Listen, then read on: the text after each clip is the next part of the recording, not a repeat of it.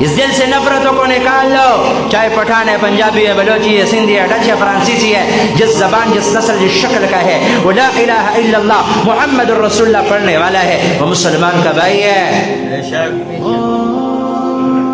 یہاں پہ کوئی پٹھان ہو، یہاں پہ کوئی پنجابی ہو، ہم یہ کہیں گے ہم نے اپنی برادری کو دیکھنا ہے، نہیں یہ میرا مسلمان بھائی ہے، چاہے یہ دنیا کے کس کونے میں کیوں نہ ہو، یہ کلمہ پڑھنے والا مسلمان کا بھائی ہے۔ فَإِخْوَانُكُمْ فِي الدِّينِ، رب کہہ رہا تمہارا دینی بھائی ہے۔ جو اپنے لیے پسند کرتے ہو اس کے لیے بھی پسند کرو۔